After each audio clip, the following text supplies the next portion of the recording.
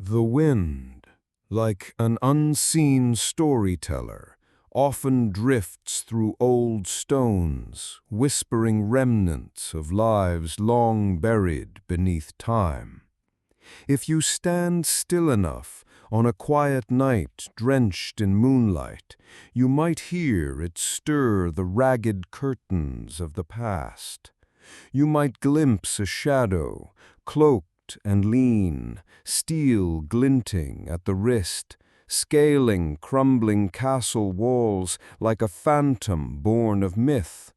Perhaps you imagine the silent ninja of feudal Japan dancing through bamboo groves with ghost-like precision, or the dreaded Hashashin of the Middle East, cloaked in sand and legend, whispered about in fear and reverence alike.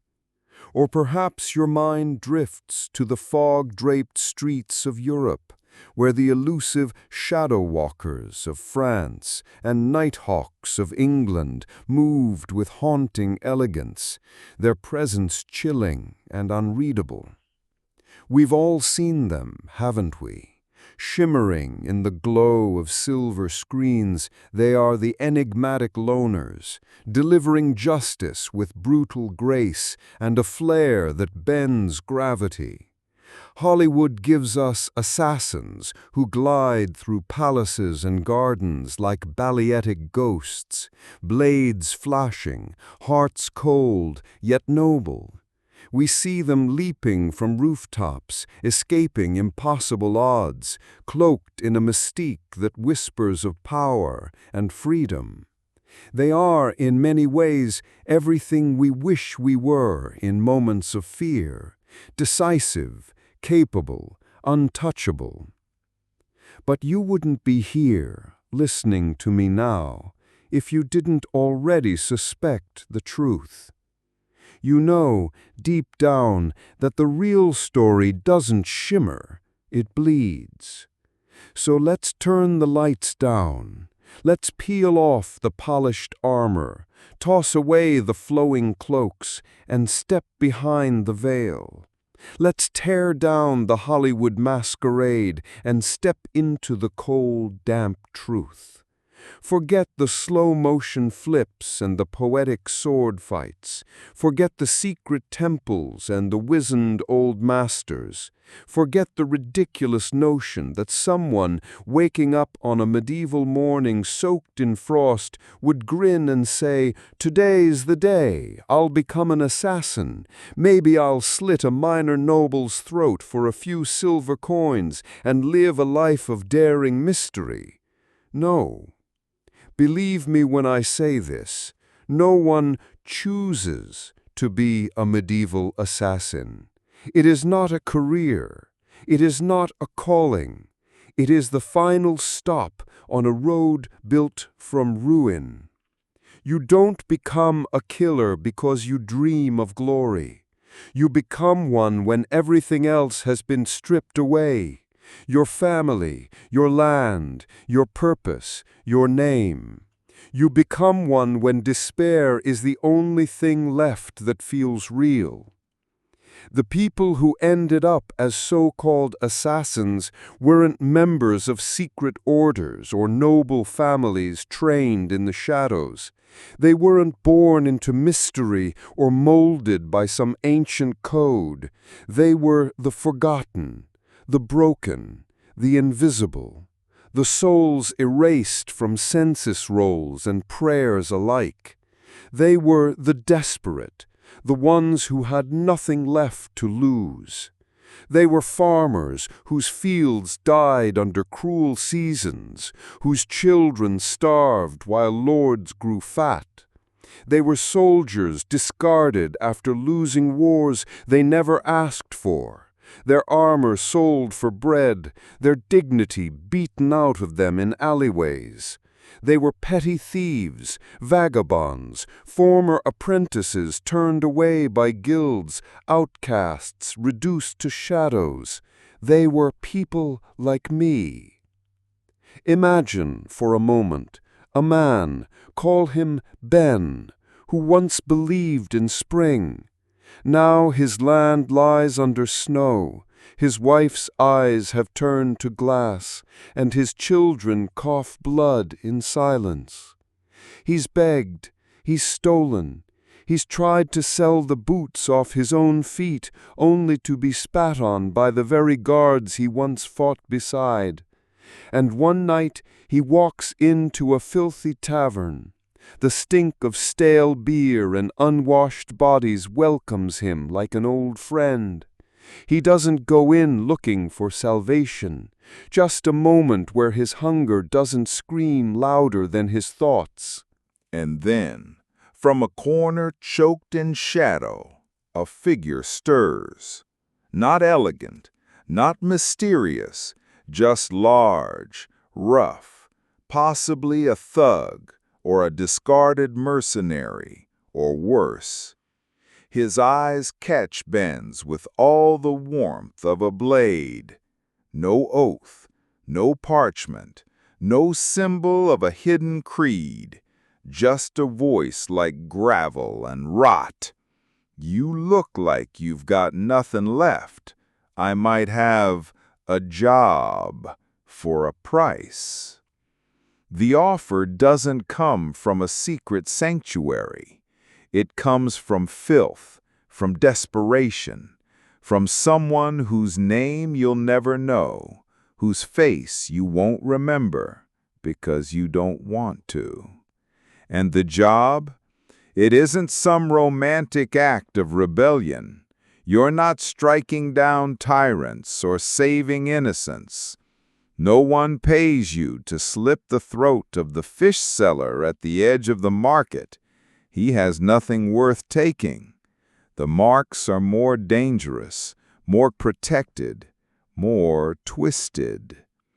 It's the bloated count who drinks from goblets while villages rot. It's the wealthy merchant who buys up grain, hoards it, and lets children die so he can triple his profit when winter bites. Or it's the man with knowledge, dangerous knowledge, who threatens the ambitions of the powerful. These are not simple kills. These are labyrinthine death traps, guarded by iron, stone, and paranoia. These are missions with one rule. If you fail, no one mourns you. The harsh truth is this: if you had money, land, or even a shred of stability, you didn't become an assassin. You hired one. You paid someone to bleed in your place. You paid them to carry the weight of your sin. You paid someone like me. We were tools, dispensable, bought with coin, then thrown to the wolves. So before you hold on to that sleek image of the Hollywood assassin, graceful, thrilling, always in control, remember this: it's a lie, a beautiful, seductive lie. The reality is far colder. It's a life lived in alleyways and shadows, where silence is your only friend, and death is always nearer than hope. It's a life where you kill not for honor, but for crusts, not for justice, but because if you don't, someone else will kill you for the same price. It's a story, not of heroes or rebels. It's a story of people broken beyond repair, clawing through the dark for scraps of meaning. It's a story of violence born from necessity, and of souls so lost that even they can't remember who they were before the blood started to dry on their hands. And if, as you listen to these words, something stirs in you, some flicker of understanding, then let it linger. Let it remind you of how fragile life is. And if this story truly touches your heart, please consider hitting like, subscribing to the channel, and leaving a comment to share your thoughts. The screen fades in, not to a serene, moonlit monastery, but to a scene of raw, visceral struggle. The sounds are hushed, yet impactful. The rasp of breath, the rustle of dry leaves, the distant baying of a dog.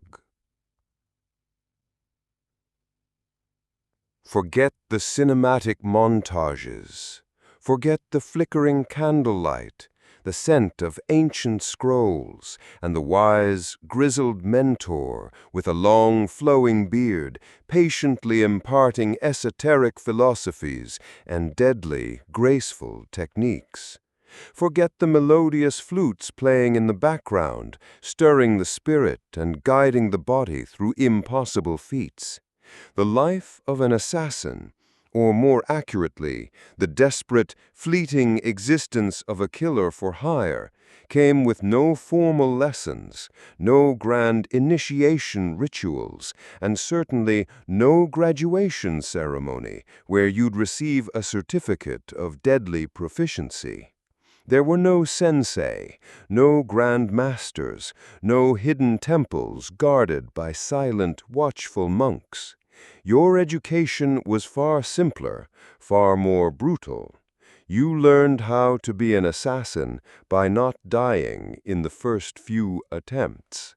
That was your curriculum, your final exam, and your diploma, all rolled into one bloody, terrifying experience. Your first lesson wouldn't be in some hallowed training ground. It would be in the unforgiving, inky blackness of a moonless night, perhaps trying to slip past a drunken, snoring guard on the outskirts of a minor lord's estate. You would be just a boy then, barely old enough to wield the rusty dagger you'd managed to steal, driven by a hunger so sharp it gnawed at your very bones. The lesson wouldn't truly be about stealth. It would be about silence. The kind of silence that demands every muscle in your body to lock down, every breath to shallow, every thought to vanish. You would press yourself against the damp earth, the stench of mud and decaying leaves filling your nostrils, listening to the rhythmic, guttural snore of the guard. Your heart would hammer against your ribs like a trapped bird, each beat a thunderclap in your ears. A single rustle, a misplaced twig, a gasp of fear, and it would all be over. The lesson would quickly become clear. The world is louder than you think, and your fear is the loudest sound of all. You would learn to move like a shadow, not by instruction, but by the sheer, desperate terror of being caught. You see, there were no manuals, no guild orientation meetings, no safety briefings. Your teachers were the biting winds that threatened to carry your scent, the creaking floorboards that betrayed your presence, and the watchful eyes of hungry stray dogs that seemed to see more than any human. You would learn by observation, by mimicking the silent slink of a hunting cat, by absorbing every creak, every groan, every shift in the air that told you where a guard might be or where a hidden tripwire lay. And you would pray. You would pray to every forgotten god, every faded saint for a sliver of luck, because skill was a luxury, but luck, that was the currency of survival. Your body would become your classroom, and every bruise, every scraped knee, every near miss would be a stark, unforgiving lecture. The romanticized notion of assassins leaping across rooftops with impossible agility, flowing through the air like silk ribbons, or scaling sheer castle walls without a sound, that belongs strictly to the realm of Chinese martial arts epics and Hollywood superhero fantasies. In the grim reality of the medieval world, if you wanted to get to a higher vantage point, you looked for a ladder, a very rickety, often splinter-ridden, unbelievably heavy ladder, or perhaps a precarious pile of stacked crates ready to tumble with a crash that would wake the dead. There was no graceful parkour across uneven, moss-slicked tiles under a full moon. There was only the grunt of effort, the desperate scramble for a handhold, and the constant, nagging fear of a misstep that would send you plummeting to a bone-shattering end. You might remember one night, attempting to scale a church wall, the stones slick with dew. Your hands, raw and aching, would slip. The fall might not be far, but the impact would send a jolt of pain through your ankle, a pain that would linger for weeks, a constant, throbbing reminder of your amateur foolishness. That day, you would learn that gravity was a far more relentless teacher than any master. And what of the fabled ability to vanish into water, to breathe through reeds for hours, submerging yourself perfectly until the target passed by, emerging unwrinkled and dry, ready for the kill? Forget about it. The reality was less like a serene pond and more like a stagnant cesspool. The medieval world wasn't exactly known for its pristine waterways. If you managed to leave a pond or a moat without losing your breeches to the murky depths or contracting a vile illness from the untreated effluent, you would already be counting yourself lucky. You might once attempt such a feat, hoping to avoid a patrol by hiding in a castle moat. The water would be frigid, thick with algae and other things. The stench would be nauseating, and the biting cold would seize your limbs, making it almost impossible to remain still. When you finally dragged yourself out, shivering and soaked, your skin crawling with unseen horrors, you would realize that hypothermia and dysentery were far more immediate threats than any pursuing guards. Your lungs might burst from holding your breath, but your spirit would certainly wither from the sheer, unadulterated filth. Then there's the art of disappearing into the shadows. The notion of wearing sleek, form-fitting black attire, blending seamlessly with the darkest corners of the night, becoming truly invisible. A nice thought. But in reality, the night, especially in a world without electric lights, is teeming with its own silent, persistent hunters. Mosquitoes. Oh, they would find you, always. No matter how still you stood, how carefully you positioned yourself in the deepest, most secluded recess of an alleyway or a dense thicket, they would find you. A relentless, high-pitched whine, followed by the insidious prickle of their needle-sharp proboscis. The true test of an assassin's discipline wouldn't be in holding your breath, but in offering yourself as a willing blood meal without scratching the unbearable itch. Every single bite would be a battle against instinct, a tiny burning reminder that even in the most profound solitude, you were never truly alone.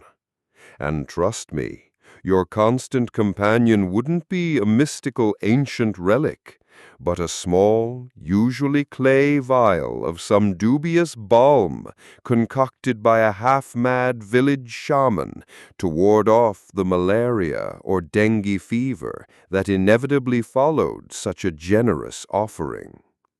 The chilling irony wouldn't be lost on you.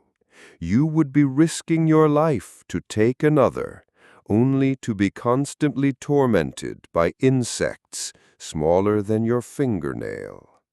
Your entire education would be a brutal, practical, and relentlessly unforgiving ordeal.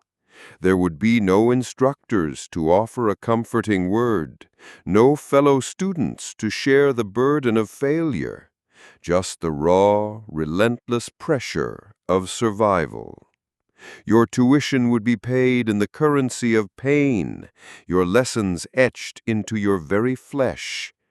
You would accumulate scars not for glory, but as grim souvenirs of your clumsiness or moments of pure, unadulterated terror. Each faded bruise, each jagged cut, each patch of dried blood on your tattered clothing would be a testament to a lesson learned the hardest way possible.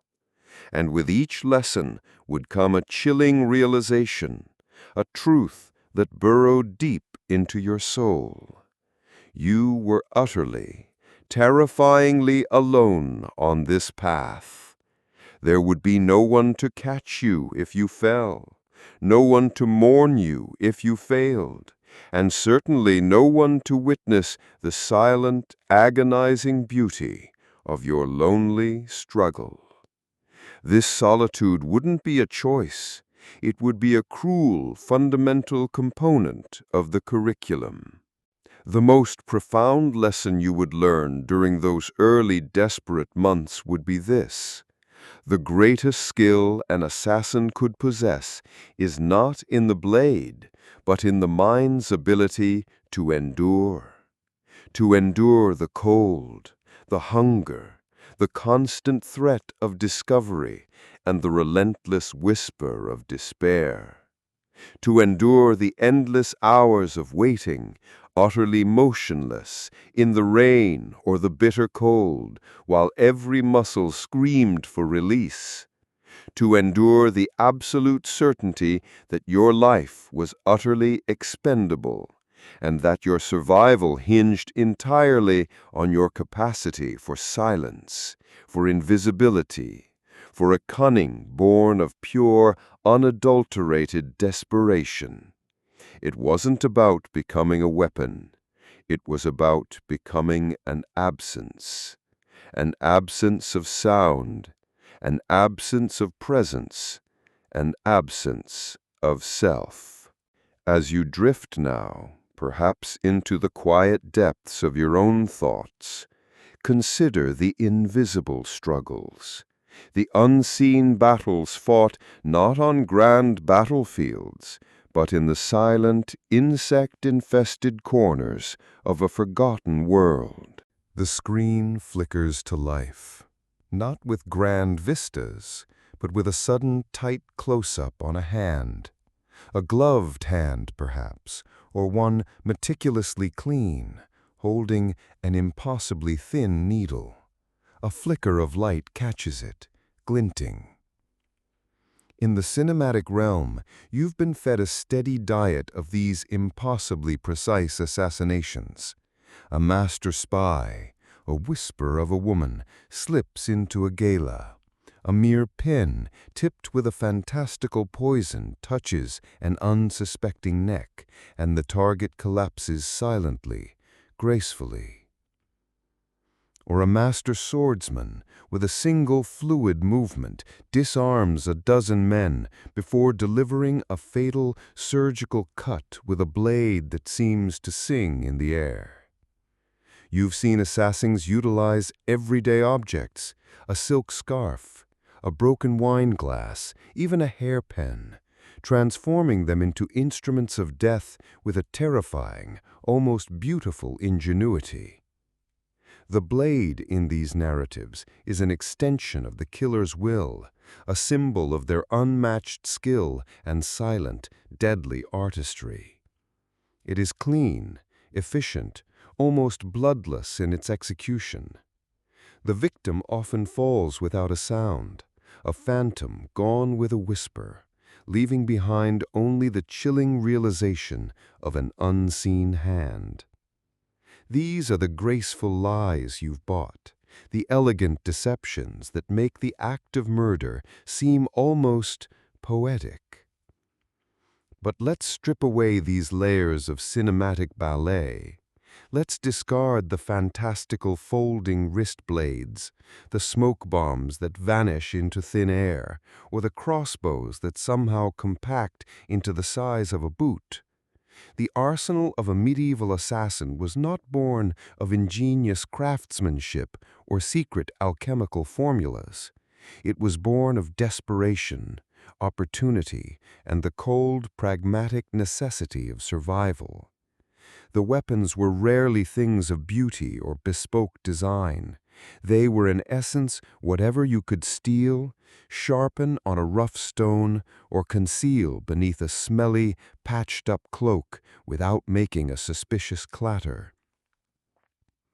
Imagine your first weapon after graduating from the brutal school of not dying immediately. Not a finely balanced dagger custom-made for silence, but a crude, battered eating knife, perhaps pilfered from a stable boy's meager meal. Its edge was dull, its handle wrapped in a sweat-stained cloth, but it was yours, and it was capable of puncturing flesh. This was the reality. A rusty dagger, perhaps scavenged from a fallen soldier, capable of carving a block of dry bread just as readily as it could end a life. Sometimes, if you felt a touch of luxury, if fate had smiled on you for a moment, you might possess a length of coarse hemp rope used for strangulation, a quieter, if more intimate, form of dispatch. But no grand swords, no elaborate martial arts forms practiced in moonlit groves.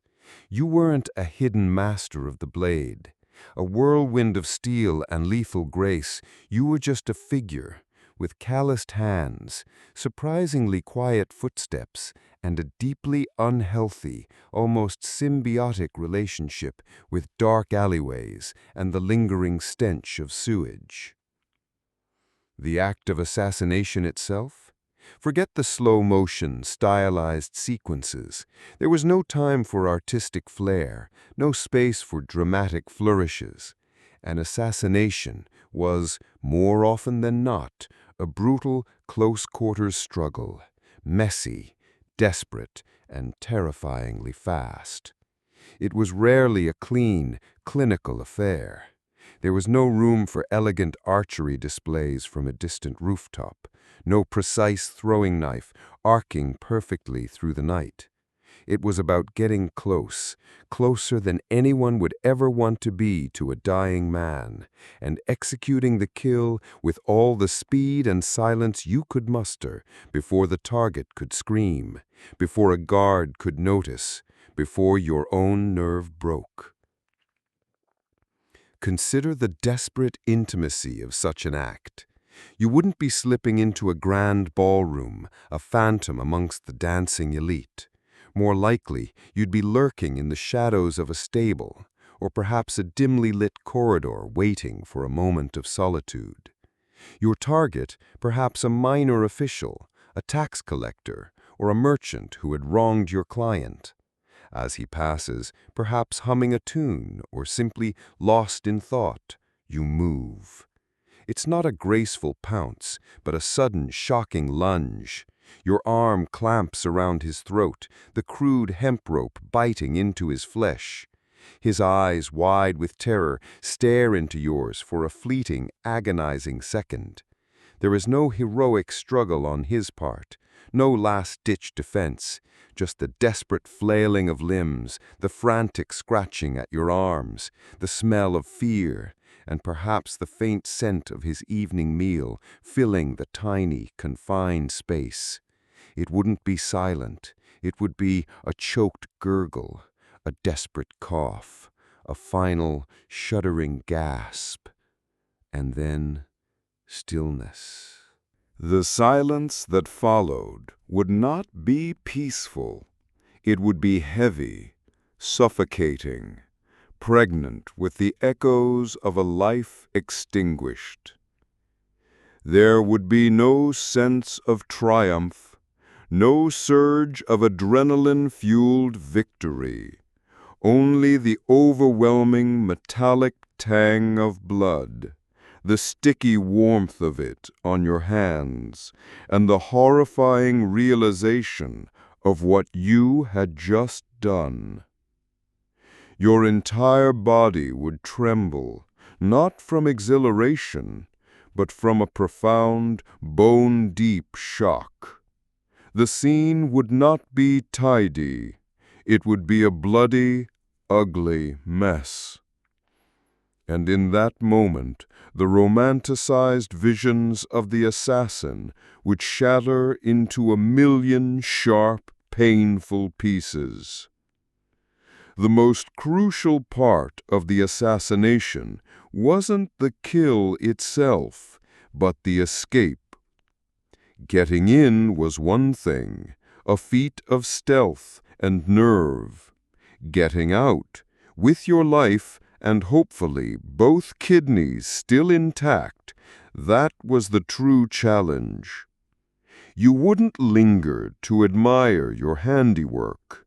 The moment your blade or your rope or whatever crude tool you employed met its target, your only job was to vanish, quickly, silently, hoping you didn't slip in the fresh, slick wetness on the floor, hoping your trembling hands didn't fumble the latch, hoping the sudden stillness didn't alert some night watchman.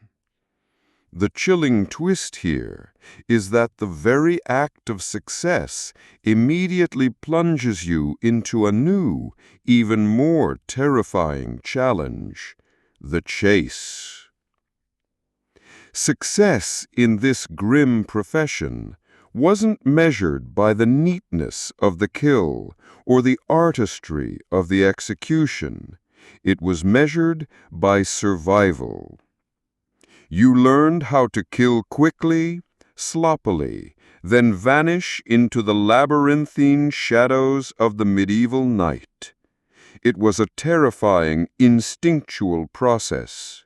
No time for theatrical displays, no thought given to leaving a calling card, just the desperate, primal urge to disappear, to become invisible once more, before the alarm was raised, before the world woke up to the horror you had just unleashed. The grim reality of the assassin's existence was that you were never a master of a beautiful, deadly art. You were a fleeting, desperate phantom, a necessary evil, and your actions were as unglamorous as the lives you were forced to take. The blood, the sweat, the fear, these were your constant companions, and the only applause you would ever receive was the continued, silent beat of your own terrified heart in the aftermath. This was the true nature of the blade, not a symbol of power, but an instrument of despair, wielded by hands that had nothing left to lose, in acts that offered no glory, only the bitter taste of cold, hard survival. And in the chilling silence that followed, a new understanding of loneliness began to bloom, deeper and more profound than any you had known before.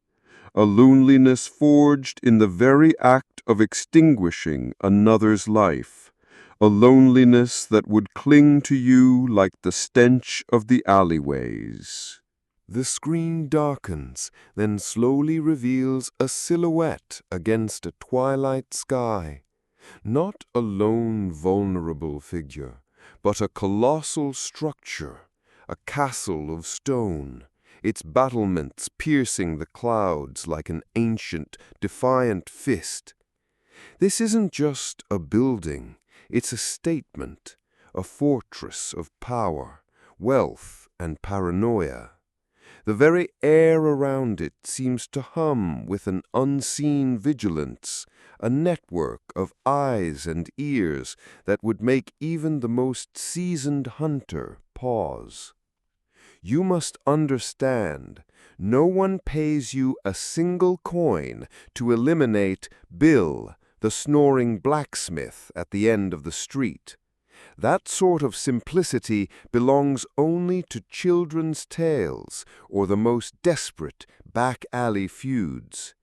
Your targets, if you are lucky enough to receive such a contract, are invariably figures of immense power, their lives woven into the very fabric of the kingdom.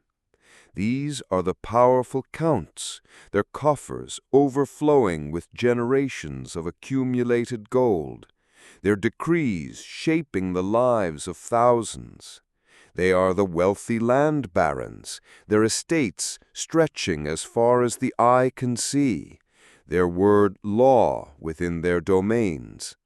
Sometimes it's a high-ranking cleric, a bishop, or an abbot, whose influence rivals that of any king, their secrets often as vast and dark as the cathedrals they oversee.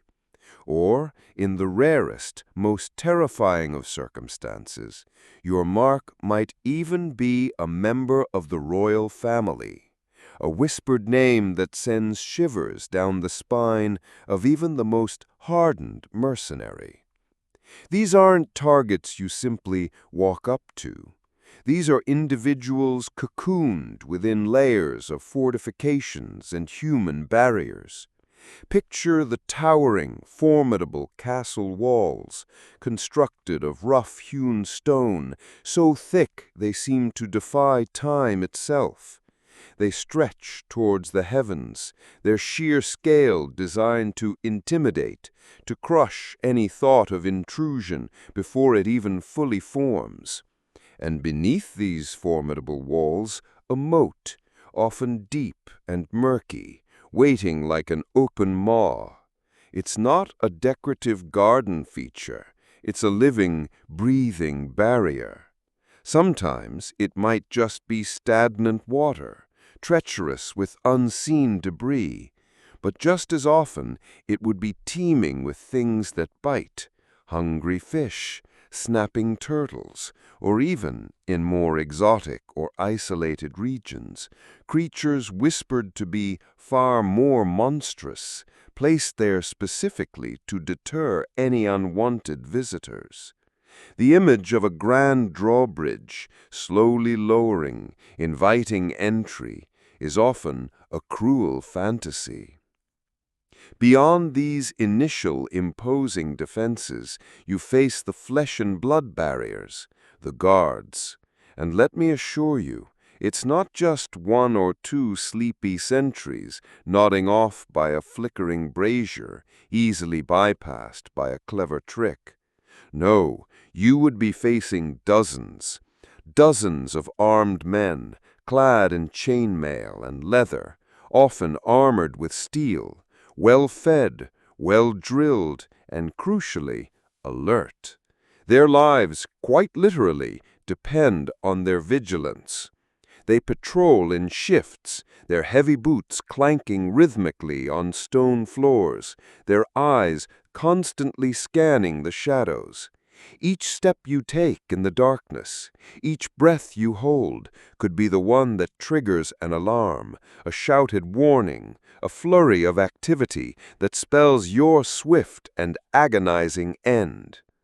You wouldn't simply reconnoiter a target's movements for an hour or two. You would spend hours, perhaps even days, meticulously memorizing every patrol pattern, every creak of a distant door, the precise number of stairs it took before the night watchman with the hacking cough needed a breather. You'd learn the rhythm of their lives, the moments of their laxity, the patterns of their routines, searching for that one hairline crack in their impenetrable shield.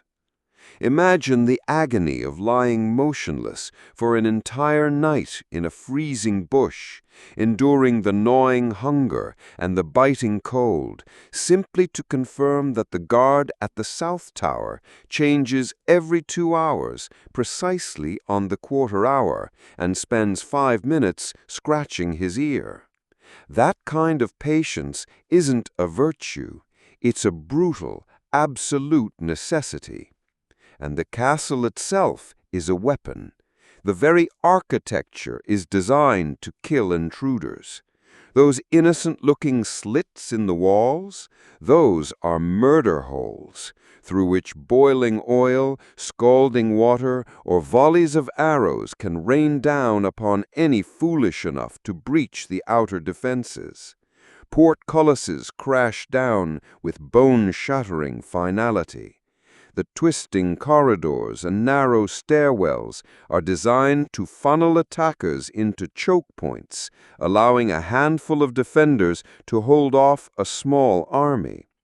Your job description, if it were ever written, would include phrases like, "may get flayed" for peeking. But the threat isn't just from the obvious armed men. The castle is a living, breathing entity of surveillance. Even the seemingly harmless servants are an army of eyes and ears. The scullery maid carrying slops, the stable boy leading a horse, the laundress hanging linens, they are constantly observing. A face they don't recognize, a footstep too heavy, a moment of unusual silence in a bustling courtyard. Any of these could trigger suspicion. A wrong glance, a hesitant movement, even a lingering shadow where there shouldn't be one, is enough to send a shiver of unease through the ranks of the household. And that unease translates into immediate action. A whispered word to a guard captain, a hasty report to a lord, and suddenly the castle is alive with alarm bells and searching torches. And assassin, you see, doesn't just fight with a blade.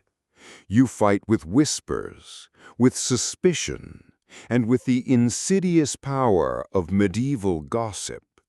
And let me tell you, medieval gossip travels at light speed when it means someone might get to keep their head. A rumor of an intruder, a strange face spotted near the kitchens, a sudden disappearance of a guard. These are not minor details. They are life or death warnings that spread like wildfire, putting everyone on edge, making your task infinitely more perilous. The very air you breathe within those walls becomes thick with a pervasive, suffocating anxiety, a silent scream of intruder.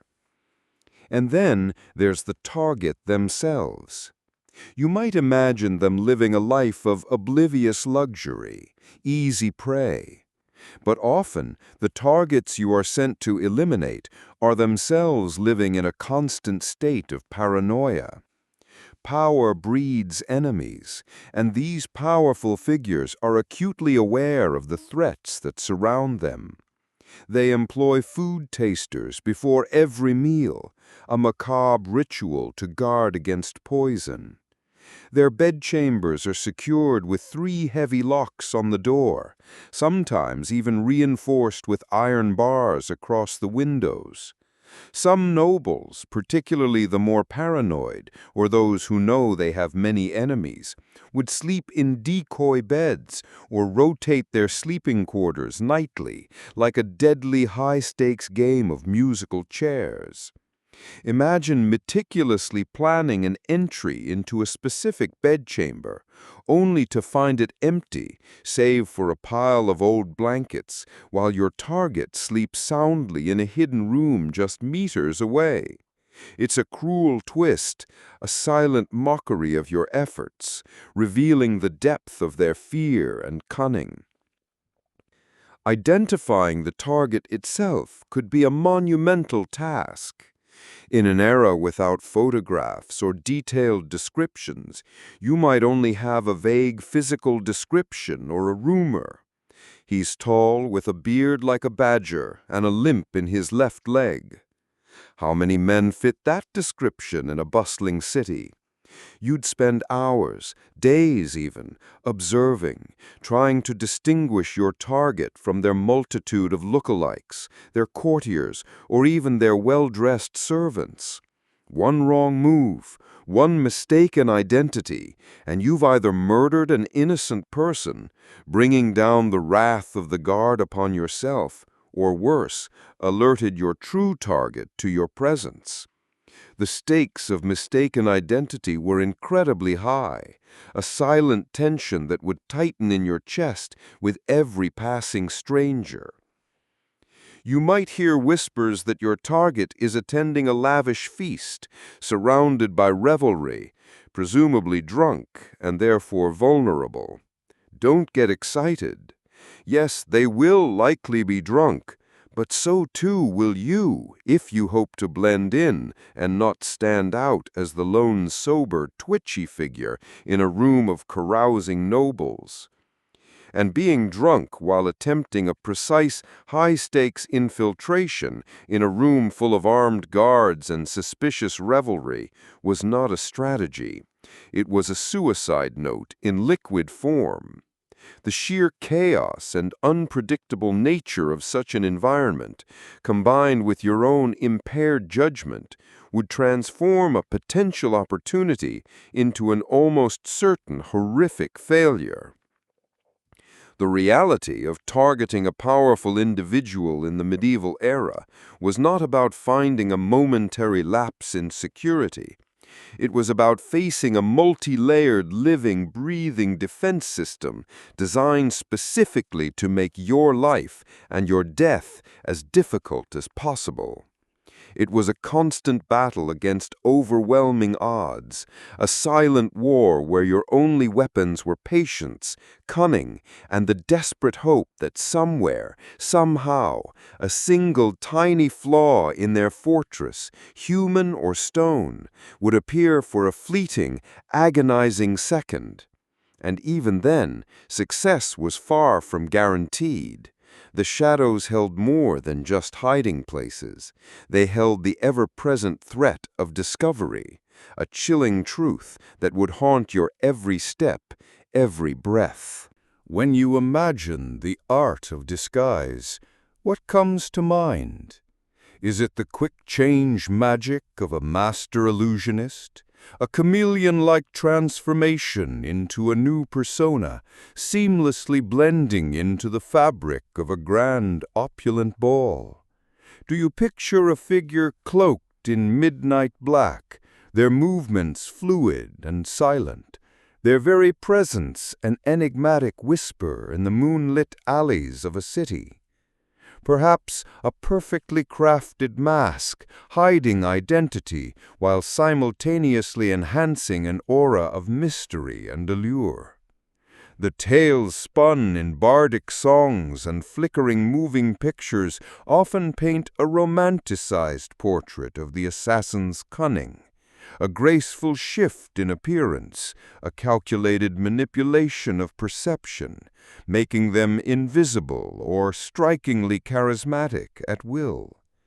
These are the seductive fictions, the captivating lies that make the grim business of death seem almost elegant. But let's pry open that gilded cage of fantasy and confront the raw, unvarnished truth. The medieval world offered no such luxurious illusions. The art of disguise for someone like you was not about becoming a dashing phantom or an intriguing stranger. It was about becoming profoundly, desperately unremarkable. It was about adopting the guise of the forgotten, the ignored, the utterly insignificant. In reality, you would likely resemble a scrawny goat herder, chronically underfed, with something undeniably illicit and poorly hidden beneath your stained, ill-fitting clothes. There were no bespoke costumes awaiting you in a hidden tailor's shop, no theatrical wardrobe departments to ensure your ensemble added to your deadly mystique. Your attire for a mission of infiltration consisted solely of whatever you could beg, barter, or brazenly steal that allowed you to vanish among the lowest, most pitiful strata of society. Imagine the sheer physical discomfort of such a costume, the relentless itch of coarse, unwashed wool against your skin, often crawling with lice or fleas. The pervasive, stagnant stench of stale sweat, unbathed bodies, and the lingering odor of barn animals clinging to every fiber. You might be forced into cracked, ill-fitting leather boots, each step a blister-inducing torment, or perhaps even go barefoot, your soles hardening against the rough cobblestones. Your outer layer, a threadbare, patched-up cloak, would be stained with mud, human waste, and countless forgotten meals. Its purpose was not dramatic flair, but utter utility. To conceal your meager frame, to obscure the outlines of the crude tools you carried, and to make you appear as just another anonymous, forgotten soul.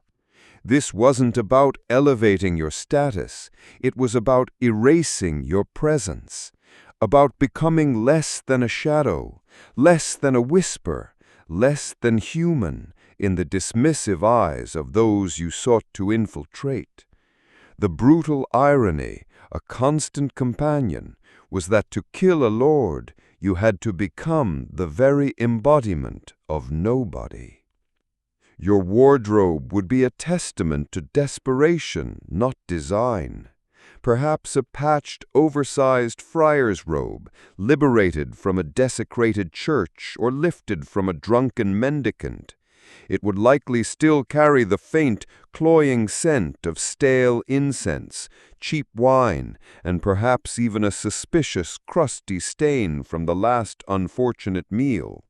Or consider the hastily washed, still damp uniform of a low-ranking guard, stripped from a careless sentry and now vaguely smelling of its previous owner's sweat and stale beer. These weren't transformations, they were approximations. The goal was not to look convincing, but to look utterly unremarkable. To embody the very definition of someone no one would deem worthy of a second glance, let alone remember. Blending in during the medieval era often meant cultivating an appearance of destitution, a slight limp, or the nervous twitch of someone suffering from chronic malnutrition and relentless anxiety. You wouldn't be aiming for an aura of quiet danger, but rather a pathetic air of utter insignificance. And masks? Dismiss any romantic notions of elaborate, finely crafted masks you've seen in period dramas, capable of concealing identity while adding an air of intriguing mystery. In the practical, superstitious, and often brutal reality of the Middle Ages, most forms of face covering, outside of specific religious rituals or ceremonial parades, would immediately mark you as something deeply suspect. You'd be assumed to be either suffering from a highly contagious disease, such as leprosy, the very word causing people to recoil in terror, or attempting to hide from justice, a runaway criminal, or simply being utterly mad. Any attempt to obscure your face would instantly draw unwanted, deeply suspicious attention. The last thing you would want is a guard shouting, "Halt! You, with the strange face covering, are you a leper or a criminal?" No, your face, though perhaps dirtied with soot, smudged with grime and contorted by a forced grimace, was your primary, fragile tool for conveying a convincing normalcy. The true art of medieval disguise wasn't about the costume itself, but about the constant, agonizing performance. You wouldn't be suspicious because your cloak billowed too dramatically. You would be suspicious because you kept subtly adjusting your worn, tattered boot, trying to keep a crude dagger wrapped in a piece of soiled cloth from clanking against the uneven cobblestones. Or perhaps you would find yourself constantly shifting your weight, trying to alleviate the awkward bulge of a hidden garrote or a small, heavy purse of coins under your rags. Each movement a silent scream for attention you desperately needed to avoid. Every twitch, every minor adjustment had to be carefully controlled, rehearsed in the lonely, anxious hours of the night. It was a physical and mental burden, a constant battle against revealing yourself. If you were fortunate enough to successfully assume a role, say a traveling merchant seeking meager trade, a penitent friar on a long pilgrimage, or a common stable hand looking for work, you would then have to maintain that charade for hours, perhaps even days on end. You would pretend not to notice the very people you intended to eliminate. You would force yourself to engage in mundane gossip in the marketplace, nodding along to tedious stories about crop failures, local injustices, or the rising price of ale. All the while, your mind would race, mapping out every blind spot in the guards' patrols, every hidden exit from a crowded square, every potential escape route through the labyrinthine streets. It was a constant, exhausting mental chess match, played out under the suffocating, pervasive pressure of imminent discovery. Imagine the sheer terror of it. Someone asks you who you are, where you're from, what your business is. Your mind would race, frantically sifting through the fabricated identity you'd painstakingly constructed, suddenly feeling fragile, transparent. "I am Tom," you might stammer, the name a panicked improvisation. "From the Abbey of St. Oswin, here to collect alms for the poor." Your heart would pound, a frantic drum against your ribs, waiting for the slightest flicker of doubt in their eyes, the smallest change in their posture that indicated they saw through your pathetic facade. Every casual question would feel like an interrogation, every friendly smile a potential trap. The weight of that lie, clinging to you like the stench of your disguise, would be immense, a heavy shroud pressing down on your very soul.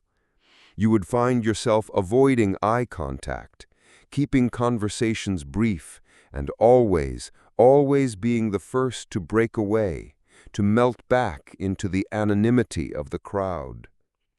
No one, absolutely no one, would ever want to be an assassin caught red-handed in a bishop's laundry room, dressed in a stolen nun's habit, with a blood-stained sword clutched in your trembling hand. Especially not during a Saint's Day festival, when the entire town was in a heightened state of awareness, a mixture of religious fervor and collective suspicion. The sheer absurdity of such a situation, the humiliation of being exposed in such a ridiculous manner, would be as terrifying as the very real, very public death that would undoubtedly follow. The medieval world was not forgiving of those who dared to defy its rigid social structures, especially not when caught in such a ludicrous yet deadly charade. The medieval assassin's art of disguise wasn't about becoming a master of illusion or a captivating figure. It was about becoming a master of enduring discomfort, a master of feigned normalcy, and a master of the agonizing, constant fear of exposure. It was a desperate, unglamorous performance, played out on the grimy, unforgiving stage of a brutal world, where the slightest misstep, the smallest tremor of fear in your voice could mean the curtain falling, quite literally, on your life. And in the quiet, chilling aftermath of such a performance, as you finally shed the layers of your assumed identity and felt the brief, illusory freedom of being yourself again, a profound emptiness would settle within you, a silent confirmation that even your own true self now was just another role you had to hide, forever marked by the masks you wore. You had done everything perfectly. Every painstaking step of your meticulous plan executed with the precision of a master artisan. The bribe to the drunken stable hand had gone through without a hitch, a few copper coins ensuring a convenient accident with a lock. Your disguise as a humble chimney sweep was convincing, the soot and grime a perfect veil, the faint scent of charcoal clinging to you like a second skin. You had moved through the shadows of the Lord's manor like a wraith, silent and unseen. Every creak of the floorboards, every distant cough of a servant, absorbed and dismissed. You had even reached the inner chambers, the very threshold of your objective, the beating heart of the fortress. And then, at the agonizing precipice of success, the moment of truth where your carefully planned existence would culminate in a swift, decisive strike, you froze. Perhaps it was the sudden, inexplicable turn of the target, a subtle shift in their posture that sent a jolt of ice through your veins. Maybe the unexpected, soft patter of small feet in the hallway, the innocent curiosity of a child wandering into the room, their eyes wide and unblinking, suddenly fixing on your shadowed form. Or perhaps, in that critical, heart-stopping instant, your own hand, after all the endurance, all the training, all the desperate will to survive, simply trembled. A tremor not of fear, but of an overwhelming physical exhaustion, a silent protest from bones and muscles pushed beyond their breaking point. That infinitesimal hesitation, that microscopic flicker of human weakness was all it took. A dropped coin, a muffled gasp, the sudden sharp clang of a misplaced tool against the stone floor. And in that shattering instant, the illusion, your meticulously constructed facade of invisibility, imploded. Failure for an assassin in the medieval world was not a gentle tap on the wrist, nor a stern performance review, nor a quiet dismissal from some shadowy guild. There was no better luck next time. No, failure was a stark, brutal, and often agonizing public death. It was a spectacle designed to terrify, to brutalize, to ensure that no other desperate soul would ever dare to cross the powerful. Your end would likely involve a coarse hemp rope around your neck, slowly tightening as a jeering crowd cheered for your last breath. Or perhaps the searing agony of a pyre, the crackling flames consuming your flesh, purification through fire for your unspeakable sin. You might know the excruciating pain of the breaking wheel, your limbs systematically shattered, a grotesque marionette of suffering.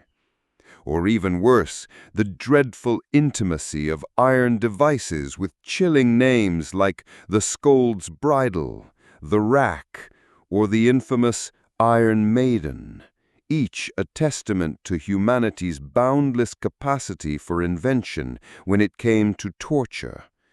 There was no swift, merciful end, only prolonged theatrical agony designed as a grim warning. Picture the scene that would unfold after your discovery. The immediate, deafening alarm bell cutting through the stillness of the night like a shard of ice. The sudden rush of heavily armored guards, their torches casting dancing, grotesque shadows on the ancient walls. The panicked shouts, the frantic scrambling, the sheer chaos of a fortress roused from its slumber. And you, no longer a phantom, no longer a whisper in the dark, but a terrified, sweating figure, cornered, exposed, and utterly, hopelessly alone. You would be dragged, perhaps by your hair, your face bloodied and bruised, through the very corridors you had so painstakingly navigated in silence. The scene would transition to the grim light of day. A furious mob, their faces contorted with a mixture of fear and bloodlust, would gather in the town square. They would brandish pitchforks and rusty spears, their shouts a cacophony of righteous anger and superstitious terror. And there you would be, a pale, trembling face amidst the grime and desperation, dragged through the cobblestone streets, every single step a public humiliation. There was no, "Oops, my blade slipped, I'll try again tomorrow." There was only the cold, hard, irreversible fact of your absolute, humiliating failure and the horrifying certainty of the retribution to come. Once discovered, you ceased to be a ghost. You became a hunted animal. The cloak of invisibility, your only true armor, was stripped away, leaving you naked and vulnerable. Rough sketches, based on the panicked descriptions of those who glimpsed you, would be hastily drawn and plastered in every grimy tavern, every bustling marketplace, every remote hamlet.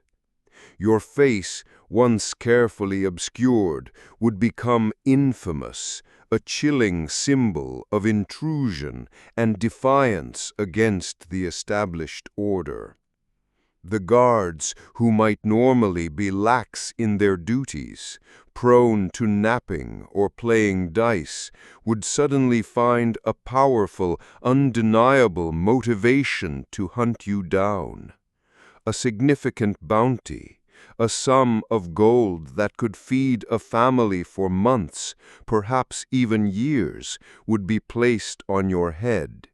And suddenly, every peasant, every weary traveler, every opportunistic bandit would become a potential hunter, their eyes scanning the horizon for the slightest hint of your presence.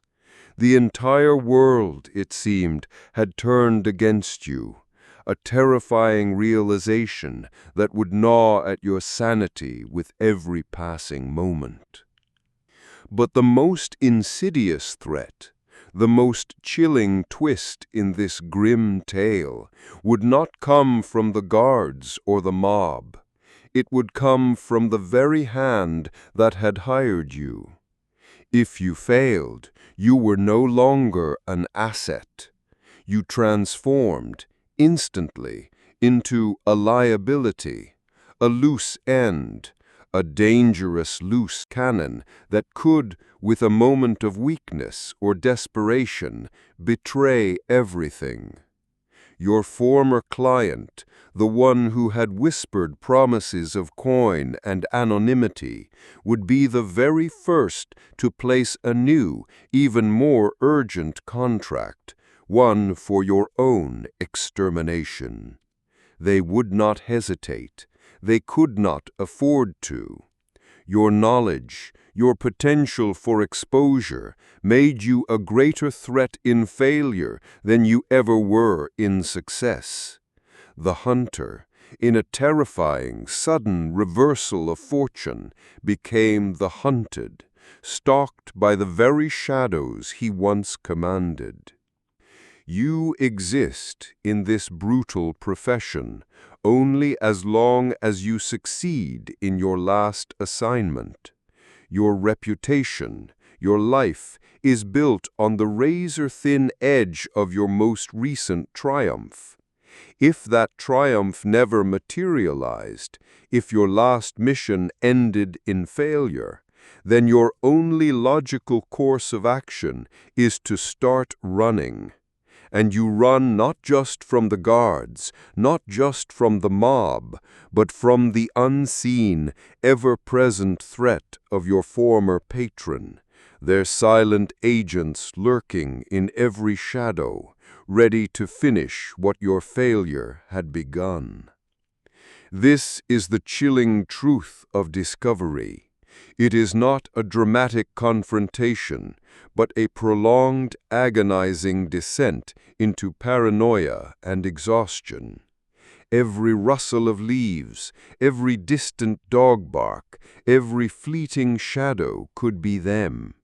Your sleep would be plagued by nightmares, your waking hours consumed by a relentless, gnawing fear. The freedom you thought you earned by embracing the shadows would be revealed as the cruelest of illusions. For when the phantom materializes, when the hidden is revealed, there is no escape. Only the desperate, never-ending run, a terrifying race against a fate far worse than any death you might have once planned for another. You did it. The agonizingly precise dance within the Lord's chambers, the silent breath held, the calculated movement of hand and blade.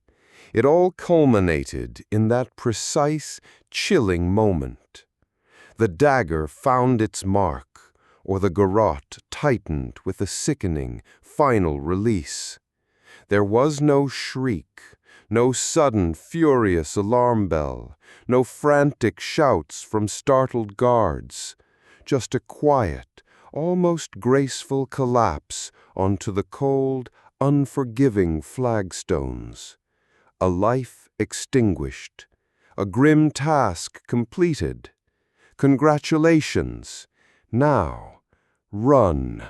And run as if the very hounds of hell are at your heels, because in this shadowed world they most certainly are. There is no victor's wreath waiting for you, no lavish feast with roasted boar and overflowing goblets of mead, no hushed debriefing in a clandestine chamber where a grateful patron murmurs accolades for your precision and daring. The very instant your chosen instrument, whether a crude dagger or a taut hempen cord, fulfilled its grim purpose, your new, immediate, and utterly relentless task began: to escape from everyone who now, with increasing creativity and savagery, wants to assassinate you. The echoes of your successful act resonate not with glory, but with the chilling clang of pursuit, a sound that, though unheard by others, screams in your very bones. Imagine the aftermath of that singular, pivotal moment. The lingering scent of iron and fear in the chamber, a heavy stillness broken only by your own ragged, desperate breathing. You move with a frantic, silent urgency, your boots perhaps squelching faintly on something wet and sticky, a sensation that will haunt your waking hours. You slip back through the labyrinthine corridors, each shadow now seeming to writhe and reach for you, each creak of aged timber amplified to a thunderclap in your ears. The cold night air hits your face as you emerge from the fortress, but it offers no comfort, only the stark reminder of the open, hostile world now waiting to swallow you whole. You sprint through the filthy, winding alleys, your lungs burning, a desperate fire in your chest, the chilling residue of someone else's blood, perhaps still clinging to your cloak or boots. A distant dog barks, a mournful, drawn-out howl that echoes through the quiet town, and suddenly it doesn't sound like a typical canine. It sounds like the harbinger of a hunt, a silent signal sent across the sleeping landscape, awakening unseen eyes. This isn't a dramatic chase scene with perfectly timed explosions and heroic leaps across impossible gaps. This is a visceral, animalistic flight. You are not running towards freedom. You are running away from the very consequences of your triumph. The city, you know, will transform into a hive of furious activity within minutes of the discovery. Gates will clang shut with bone-jarring finality, their iron teeth biting into the night. Watchtowers, once lazily manned, will now be bristling with alert archers and crossbowmen, their eyes scanning the darkness. Every shadowy corner, every discarded cart, every hovel and hovel door will be scrutinized. The initial hours after a successful hit are the most critical, a desperate gamble against the awakening wrath of the authorities, a silent race against the tightening noose. This is why before you ever embarked on that fatal journey into the Lord's manor, you would have already meticulously crafted and solidified a plan of escape. Not a vague idea scribbled on a scrap of parchment, but a detailed, desperate blueprint for survival etched into your very being. A hidden forest trail, perhaps, known only to smugglers and the most desperate outlaws, marked by a specific, almost imperceptible broken branch or a unique cluster of moss-covered stones. A change of clothes, carefully chosen for their utterly mundane appearance, the drab browns and grays of a peasant, not the dark, conspicuous hues of a phantom, and already stashed in a hollow tree trunk by a forgotten creek, far from prying eyes. A prepared hiding place, a damp, rat-infested cellar in a neighboring village, its entrance cleverly camouflaged, or a secluded cave barely large enough for your trembling body, stocked with a few days' worth of stale bread and muddy, bitter water. These weren't mere conveniences, they were absolute necessities. The stark, brutal difference between a fleeting moment of success and a brutal public execution. Because within minutes of the news breaking, the entire region would be locked down, every road blockaded by armed patrols, every suspicious face scrutinized by a relentless, vengeance-driven guard, their faces grim and determined. But the pursuit doesn't end with the city gates. The medieval landscape, though vast, is a network of eyes and ears. Every innkeeper is a potential informant. Every traveling merchant carries not just wares, but whispers. Every peasant child, wide-eyed and curious, could insinuously betray your presence with a simple gesture. You become a master of the periphery, skirting towns, avoiding main roads, moving under the cover of deepest night or the most relentless rain. Your senses become razor-sharp. The distant scent of wood smoke, the faint jingle of a mule's harness, the subtle shift in the wind that carries the murmur of voices, each becomes a potential warning, a sign to alter your course, to vanish deeper into the unforgiving wilderness. Hunger becomes a dull ache, cold a constant companion. Sleep is a luxury, stolen in fitful, terrifying bursts, your hand always near your concealed weapon, your ears strained for the slightest unusual sound. And the most insidious threat, the most chilling twist in this grim tale would not come solely from the king's men, or the lord's loyal guards, or the furious mob. It would come from the very hand that had hired you. If you succeeded, you instantly became a liability. You transformed not into a celebrated hero, but into a dangerous loose end, a ticking time bomb of potential exposure. Your former client, the shadowy figure who had whispered promises of coin and anonymity, would be the very first to place a new, even more urgent contract, one for your own extermination. They would not hesitate. They could not afford to. Your knowledge, your potential for betrayal, your very existence made you a greater threat in success than you ever were in failure. The hunter, in a terrifying sudden reversal of fortune, became the hunted, stalked by the very shadows he once commanded.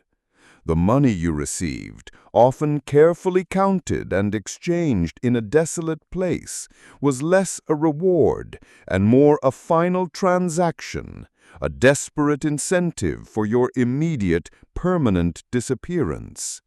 You see, the client doesn't want a grateful, chatty assassin lingering about, perhaps prone to drunken confessions in a tavern, or worse, susceptible to capture and interrogation.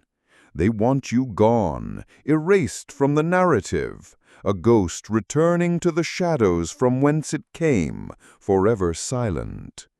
The unsettling twist is that even after being paid, you can never truly trust that they won't, at some point, decide to tie up their loose end once and for all. A sudden, unexpected blade in the back from a seemingly friendly stranger in a crowded market. A poisoned drink in a quiet inn, offered by a smiling innkeeper whose eyes betray nothing. An anonymous bounty placed upon your head, whispered in the dark corners of the underworld, all orchestrated by the very same hand that once extended a lifeline. Every face becomes a suspect, every gesture a potential trap. The paranoia becomes a living, breathing entity, clinging to you tighter than any cloak. What do you truly gain from your success, then? A relentless week, perhaps months of fitful, terrified sleep in the foul-smelling corners of anonymous roadside inns, listening for every creak of the floorboards, every distant voice, every scratch of a rat in the walls. The necessity of bribing desperate ferrymen to cross a swollen river under the cloak of deepest night, their greedy eyes assessing your fear, their silence bought with the last of your dwindling coin. The chilling ritual of shaving your head or hacking off your beard with a dull blade in the darkness, altering your appearance just enough to throw off any immediate pursuers. The prickle of fresh cuts, a constant burning reminder of your precarious freedom. The exhausting charade of pretending your name is Father Peter, a humble traveling priest, perpetually bowed in false piety, or a deaf-mute peddler of trinkets, always ready with a hastily concocted backstory for any prying eyes.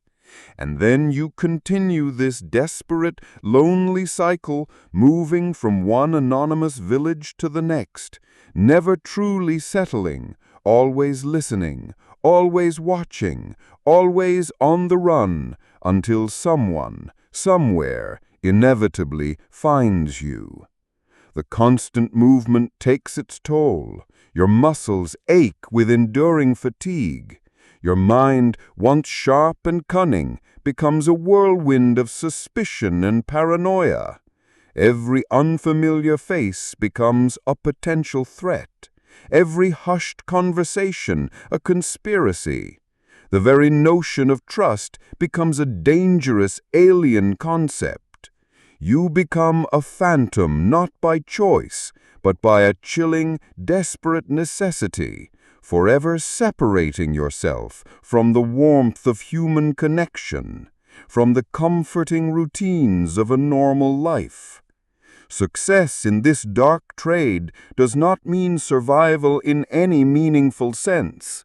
It means simply that you get to start the entire terrifying game all over again, but in a new city, under a new assumed name, with even more people actively looking for you this time. The immediate threat of the target's guards might subside, but it is swiftly replaced by the omnipresent, suffocating anxiety of your former client's paranoia, and the endless stream of desperate individuals who would gladly exchange your head for a few silver coins. The very act of killing, the moment of your supposed triumph, casts an even longer, darker shadow over your future, ensuring that the only true reward you will ever know is the fleeting, hollow breath of temporary escape. And the deepest, most chilling truth is that there is no final destination for this flight, no safe harbor, only the perpetual motion of a life defined by running, a terrifying race against an inevitable end until the day you can run no more. Your life becomes a single prolonged gulp, caught between the blade and the chase. As if the sheer physical misery of being a medieval assassin weren't enough, the grinding poverty that gnawed at your stomach, the bone-deep exhaustion from constant, desperate flight, the nights spent huddled in goat-scented hovels, listening to the gnawing of rats just inches from your head. You also had to contend with the exquisitely creative paranoia of everyone around you. And, perhaps more devastatingly, the creeping, insidious, and utterly consuming paranoia of your own mind.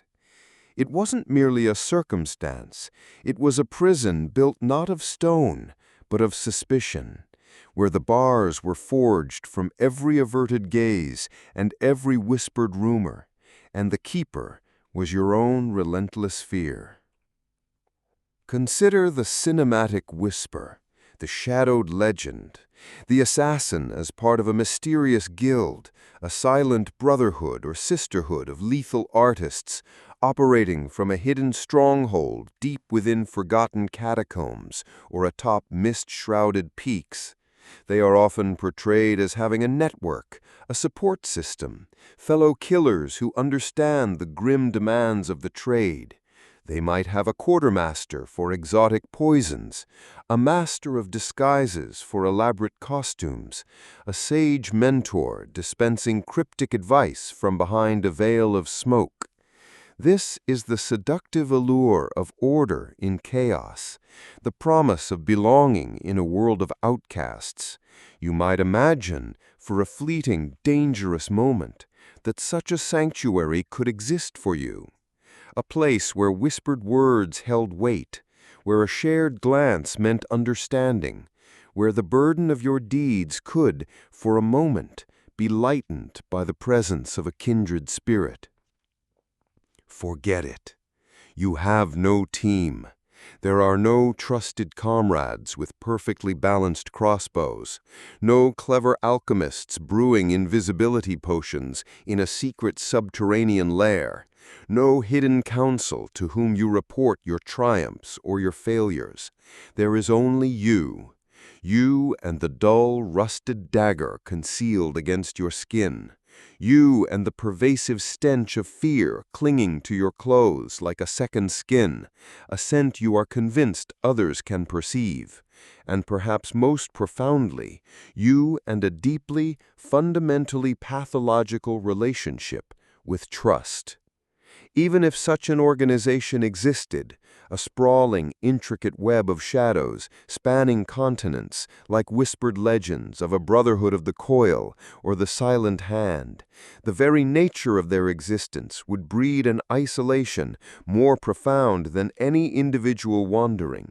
For within such a structure, betrayal isn't a possibility, it's a guarantee, a foundational principle of survival. Every ally is a potential competitor, every friend a future mark, every shared secret is a loaded gun pointed at your own temple. You learn to watch not just for the enemy, but for the subtle, predatory shift in the eyes of those who claim to be on your side. Trust in this dark ecosystem is a fatal flaw, a vulnerability that will be exploited with ruthless efficiency. Your organization is merely a collection of isolated, mutually suspicious entities, each ready to sacrifice the other for their own precarious survival. The reason for this profound, soul-crushing isolation is brutally simple, etched into your very being with every successful escape and every failed attempt at connection. The fewer people who know you exist, the longer you will survive. Every contact, every shared word, every fleeting glance, every moment of human connection, each is a potential risk, a frayed thread that could unravel the meticulously woven tapestry of your hidden life. You cannot afford friends, for they might ask too many questions about the shadows in your eyes. Notice the old faded scars that tell silent, gruesome tales, or worse, be unwittingly used as leverage against you, tortured and broken until they reveal your hidden existence. A friendly gesture, a moment of unguarded warmth, could become the very bait in a trap set by your relentless enemies, a cruel irony that mocks your longing for normalcy. The whisper of your name, overheard by an idle ear in a bustling market, could set in motion a chain of events that leads directly to your discovery and your agonizing end. So you learn to cultivate an emptiness around you, a desolate space where human connection cannot thrive, where even the faintest echo of emotion is stifled before it can take root. You certainly cannot have a lover. Imagine the intimacy required, the terrifying vulnerability of sharing your body, your thoughts, your very soul. How could you explain the calloused hands that bear the invisible stains of murder, the vacant, haunted stare that sometimes grips your eyes, and the profound and chilling silence that follows you like a shadow even in the brightest noon? How could you ever recount the crushing burden of knowing too many secrets, the identities of too many powerful men whose lives you ended with a whisper and a twist of the wrist? Any shared secret is a weapon forged against you. Any emotional attachment is a gaping vulnerability, a gaping wound that your relentless hunters will inevitably find and exploit with ruthless efficiency. Love becomes a luxury you cannot afford, a warmth that would only highlight the eternal glacial coldness of your existence, a bitter reminder of the human life you forfeited. And this pervasive fear and mistrust extends beyond the innocent. Even other criminals, the desperate and the depraved that populate the dark underbelly of medieval society, will keep their distance from you. They might deal with thieves, with cutthroats, with highwaymen, but you are different. You are the one who makes people disappear. The whispers about you aren't of heroic deeds or daring escapes, but of chilling efficiency, of a presence that leaves only absence in its wake. They fear you, yes, with a primal, instinctual terror, but perhaps worse, they perceive you as a walking liability, a magnet for trouble, a ticking time bomb that could, at any moment, attract a torch-wielding mob and the biting edge of an executioner's axe to their own doorstep. A common pickpocket might scoff at a stable boy, but they would shrink from your silent, watchful presence. You are an anomaly, a breach in their own chaotic order, and they want no part of the inevitable chaos you bring. You are the infection they cannot risk contracting. Your refuge, if you can call it that, would often be the darkest corner of the foulest tavern in the most forgotten quarter of a city, a place where anonymity is measured by the sheer volume of desperation and squalor. You would sit with your back pressed firmly against the wall, your eyes ceaselessly sweeping the entrance, analyzing every face, every movement, categorizing them as threat or irrelevant. You would not laugh. You would not speak unless absolutely necessary. Your only purpose to listen, to absorb the ebb and flow of mundane life, searching for the discordant note, the whispered word that betrays a threat, a name, a bounty. You would nurse a single watered-down ale, its bitter taste a small, insignificant anchor in the vast, churning sea of your paranoia, a futile attempt to numb the sharp edges of your reality. You live as a ghost, pretending to be a man. Your existence is a prolonged masquerade, a performance of normalcy you are forever afraid of failing. No one wants to share their meager stew, or their stale bread, or the dubious warmth of a communal fire with someone whose very profession can at any moment attract the wrath of a vengeful lord and the bloodthirsty cries of an angry mob. You are an outcast not by choice, but by the lethal nature of your existence. The warmth of human connection, the simple comfort of belonging is forever denied to you. You exist on the fringes, always observing, never participating, a silent, solitary observer of a world that would destroy you if it ever truly saw you for what you are. The very air around you seems to crackle with an unspoken tension, a chilling awareness of your dangerous secret. The mental toll of this enforced solitude is crushing, a slow, insidious erosion of your very soul. You begin to question every shadow, every distant sound. Is that distant cough merely a common ailment or a signal passed between watchers? Is that friendly smile a genuine gesture of kindness or a cunning lure to draw you out?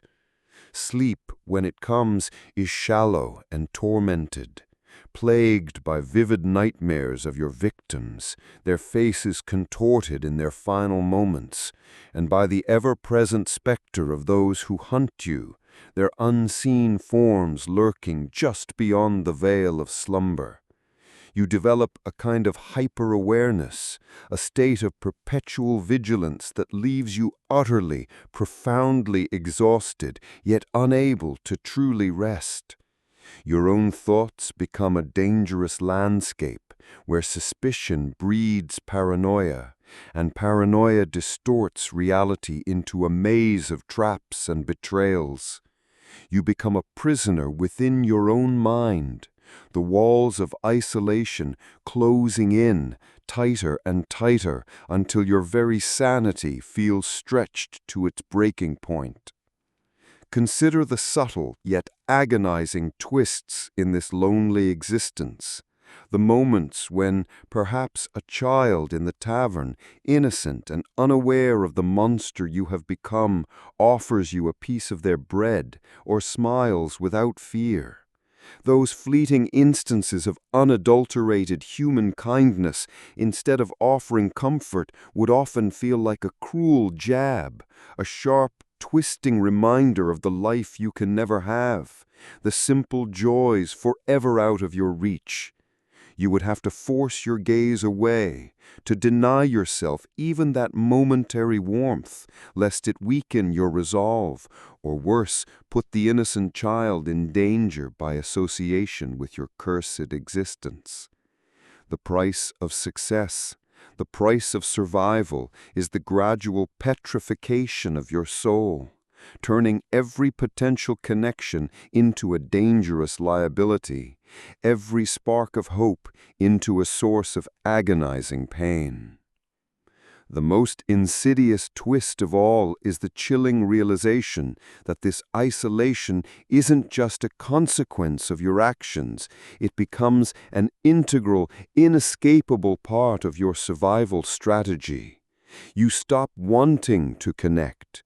The thought of true intimacy becomes terrifying, not just because of the external risk, but because you've become so utterly accustomed to the cold, hard comfort of your own company. The shadows become your only true friends, the silence your only confidant, the dull ache in your bones your most reliable companion. You lose the language of trust, the nuances of genuine emotion, the very capacity for empathy. You become a walking, breathing monument to loneliness, a testament to the fact that while a blade can take a life with a swift, brutal thrust, solitude can slowly, relentlessly take a soul, carving away at your humanity until nothing but an empty shell remains. You are a ghost not just to the world, but to yourself, fading into the perpetual twilight of your own making, forever adrift in the vast, silent ocean of your chosen, or perhaps forced, existence. This is the true meaning of the shadow. Not a place to hide, but a state of being, an eternal, chilling isolation. So far, you've journeyed through the grimy, unromanticized reality of the medieval assassin's life, the brutal training, the crude tools, the suffocating loneliness of constant flight. You've tasted the fear, the desperation, the utter lack of glory. But perhaps, in the back of your mind, a lingering whisper persists. What about the grand assassinations, the legendary figures whose deaths reshaped empires? Surely those acts were different, imbued with a certain tragic majesty, executed by figures driven by something more than mere coin or desperate survival. You might recall the names etched into the annals of history of men who, despite their fears, stepped into the unforgiving light of destiny to strike down titans. Let's dismantle that final, persistent illusion. Let's journey through the annals of history, not through the lens of romanticized lore, but through the cold, hard, often messy reality of two such monumental acts. You will see that even when the stakes were the fate of nations, the core experience for the one wielding the blade, the fear, the desperation, the chilling solitude of the moment, remained brutally, devastatingly the same. Consider first the Ides of March, 44 BC. The target, Gaius Julius Caesar, the most powerful man in the Roman world, a living god to some, a tyrant to others. The assassin, or rather the key conspirator, whose name echoes through time as the quintessential betrayer, Marcus Junius Brutus. Forget the idealized image of a stoic patriot, a man driven purely by a love for the Republic. Imagine instead the gnawing anxiety that must have consumed Brutus in the days, the hours leading up to that fateful session in the Senate. You are Brutus. You walk the streets of Rome, a city teeming with Caesar's loyal legions, with his devoted populace, with the very air thick with his omnipresent power. Every shadow seems to hold a spy. Every casual conversation in the forum feels like a trap. You are not a solitary shadow operating from the fringes. You are a man of influence, a senator, moving amongst your peers, shaking hands with those who would, if they knew your true intent, tear you limb from limb. The weight of this deception, the sheer hypocrisy of maintaining a facade of loyalty while plotting such a colossal act of treason, must have been a torment that gnawed at your sleep, curdled your stomach, and stole the very breath from your lungs.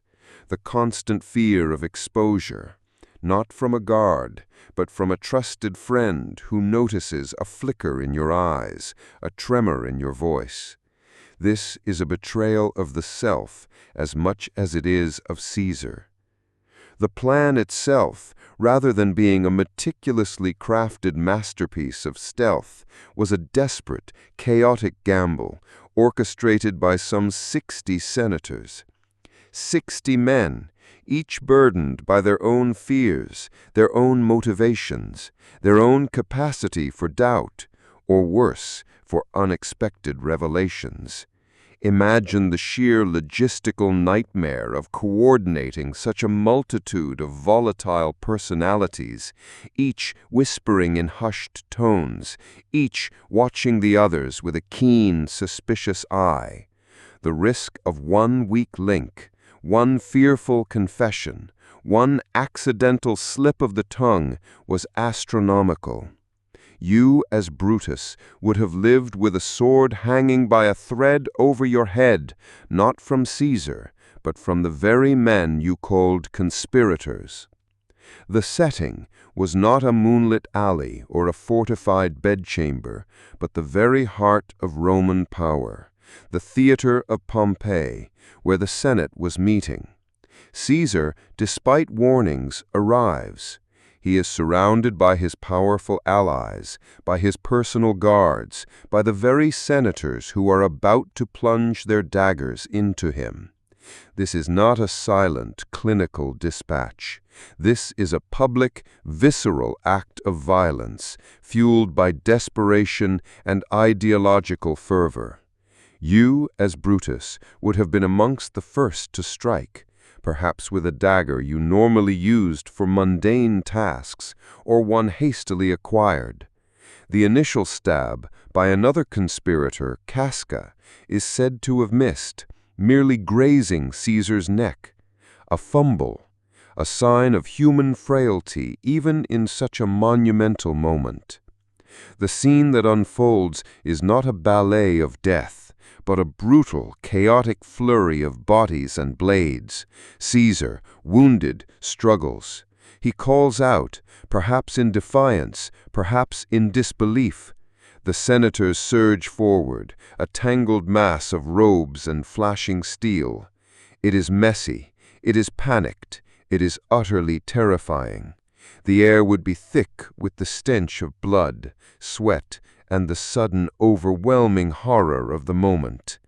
And then Caesar sees you, Brutus, amongst his attackers. Et tu, Brutus, and you, Brutus. A question that echoes through 2 millennia, perhaps whispered, perhaps shouted in agony. That single agonizing glance from a man you once called friend would have been a twist of the knife far deeper than any physical wound. The target isn't a faceless entity. He is a man you knew, a man who trusted you. The psychological toll of that final betrayed glance would be a brand on your soul. There was no clean escape, no quiet vanishing act for Brutus. The immediate aftermath was chaos. The Senate scattered. Rome was plunged into confusion, then civil war. Brutus and the other conspirators found themselves not as heroes, but as pariahs, forced to flee, eventually hunted down and destroyed by the forces loyal to Caesar's legacy. Your success in that moment meant an immediate descent into an even deeper hell of political maneuvering, open warfare, and the eventual, inevitable self-slaughter. The glorious act of regicide transmuted instantly into a life of desperate flight and the constant, nagging regret of a betrayed friendship, leaving behind not triumph, but an enduring, bitter legacy. Now, let us turn our gaze further east, to the ancient lands of China, and to a figure whose megalomania was matched only by his fear of death. Qin Shi Huang, the first emperor. A man who unified a warring nation, built the Great Wall, and commissioned a terracotta army to guard his eternal slumber. He was also a man who lived in a constant state of elaborate paranoia, his life a testament to the lengths one would go to avoid the assassin's blade. You, as the aspiring assassin of Qin Shi Huang, faced challenges that dwarfed those of any Roman conspirator or medieval cutthroat. Your target was not merely a lord or a general, he was the Son of Heaven, shrouded in an almost divine mystique. Qin Shi Huang rarely appeared in public, and when he did, he was surrounded by hundreds, if not thousands, of elite guards.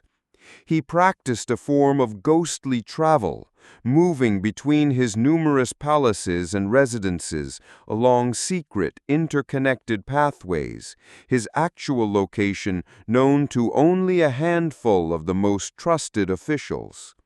He slept in different rooms each night, never announcing his movements, leaving even his most loyal servants in the dark about his exact whereabouts. Imagine the sheer audacity required to even conceive of striking such a target. Consider the legendary attempt by Jing Ke in 227 BC. Your mission as Jing Ke is not merely to kill, but to gain proximity, a feat deemed almost impossible. You arrive at the Qin court, ostensibly as an envoy from the conquered Yen state, bearing a map of a treacherous territory and the head of a Qin general who had previously betrayed the Yen. This is not simple disguise. This is an elaborate, high-stakes diplomatic charade, a performance of subservience that must be flawless. Every bow, every carefully chosen word, every deferential gesture is a step on a tightrope stretched over a chasm of certain death. The sheer mental fortitude required to maintain such an act, knowing that one wrong flicker of the eye could condemn you, would be utterly draining. The moment of truth arrives in the emperor's grand hall. Qin Shi Huang, seated on his throne, surrounded by armed guards.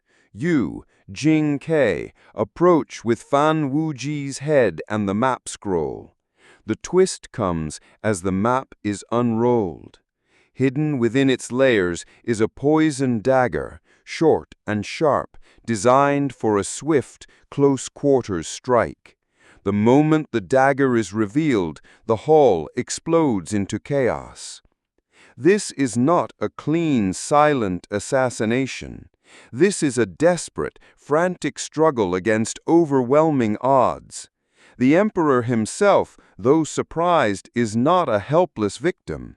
He is a man of action, who, according to historical accounts, actually drew his own sword. The very breadth of his royal robes becomes an obstacle, tangling him, preventing a swift draw. You, Jing Ke, would have found yourself in a desperate, lunging dance with the most powerful man in the world, your only path to success through a chaotic, blood-soaked melee against the backdrop of terrified courtiers and converging guards. The guards, in a bizarre, almost comical twist of fate, were prevented from immediately intervening by court protocol, which forbade them from approaching the emperor without his command. A fatal flaw, a fleeting window of opportunity. But even with this bizarre stroke of luck, the sheer numerical superiority of the emperor's retinue would be your undoing. You manage to wound him, perhaps a superficial cut, but the moment is lost. The guards, finally realizing the gravity of the situation and discarding protocol, swarm you. Your fate is sealed. You, Jing Ke, are overwhelmed, cut down, your grand, audacious gamble ending in utter failure and death. Your success in getting close was only a prelude to your swift, brutal demise. There is no escape, no running from the wrath of the first emperor. Your sacrifice, while perhaps heroic in intent, serves only as a chilling testament to the futility of challenging such absolute power. These historical accounts, stripped of their romantic veneer, reveal a stark truth. Whether you are Brutus, burdened by patriotic ideals and the terrifying weight of collective conspiracy, or Jing Ke, a desperate envoy gambling his life for a lost cause, the experience of the assassin remains universally grim. There is the same gnawing fear, the same meticulous paranoid planning, the same reliance on a flimsy disguise or a cunning deception. The moment of action is rarely clean or graceful. It is often a chaotic, desperate struggle against overwhelming odds. And the aftermath, whether a nation plunged into civil war or a swift, anonymous execution, is almost never glorious. Imagine for a moment a miracle. Against every impossible, soul-crushing odd, you have survived. You've clawed your way through the brutal, unforgiving training that was merely not dying.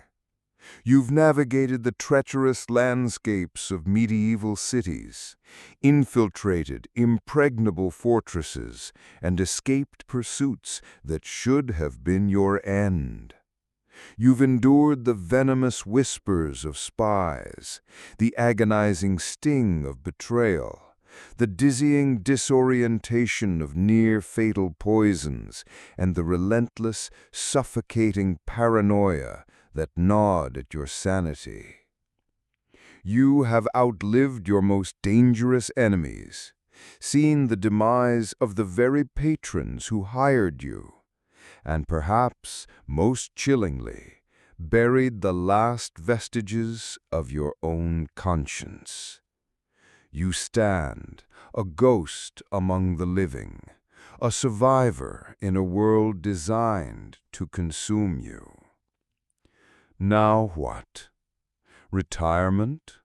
A peaceful golden age, perhaps, by a babbling brook, or a quiet cottage overlooking a sun-drenched valley. A gentle fade into anonymity, the cloak of the past finally shed, replaced by the simple dignity of a life unburdened. Absolutely not. There is no farewell banquet for you, no tearful retirement ceremony, no appreciative toasts raised to your decades of dedicated clandestine service. There is no idyllic, rose-scented cottage by the sea, no meticulously tended garden blooming with the vibrant colors of freedom. There is no gilded pension, no accumulated wealth saved over years of silent sacrifice, waiting to provide a comfortable twilight. You do not simply dissolve into a life of peaceful normalcy. You vanish, or you die, and in the cruel intertwined tapestry of your existence, it is most often both. The concept of retirement for one such as you is a fantasy more dangerous than any blade, because it implies an end to the hunt, a cessation of vigilance, a moment when the shadows finally release their grip. They never do. The past, you see, is not a garment you can simply shed. It clings to you, an invisible shroud woven from the countless lives you've touched or extinguished. You carry too many buried secrets, too many names etched into the cold, indelible stone of your memory, too much blood on hands that can never truly be washed clean. Every face you vaguely recall, every street you once melted into, every detail of a former life is a potential thread connecting you to the violence you sought to escape. The powerful figures who once benefited from your skills or who suffered from them desire your permanent oblivion. And oblivion for an assassin does not mean peaceful rest. It means being buried, utterly and completely, without a trace, without a whisper of your existence. They want you gone, erased from history, a problem neatly solved. Your success, paradoxically, makes you an eternal threat, a living repository of truths that others would kill to keep hidden. So, you continue to run, but now perhaps with the deliberate gait of someone merely seeking a quiet life. You grow old, or at least you assume the outward appearance of age, allowing the lines of hardship to deepen into the facade of simple years. You change your name again, adopting a new, utterly forgettable identity. A farmer, a quiet village scribe, a withdrawn hermit who sells herbs in a remote hamlet where no one asks too many questions about your past. You might even invent a convincing limp, a persistent cough, or a vacant stare. Subtle imperfections that deter curiosity. You learn to speak in clipped, unmemorable sentences. You cultivate a stillness, a profound quietness that can be mistaken for benign reclusiveness rather than lethal vigilance. But even then, even in the deepest, most forgotten corners of the world, true peace, true rest never arrives. Your sleep is a fractured thing, punctuated by sudden, terror-induced awakenings.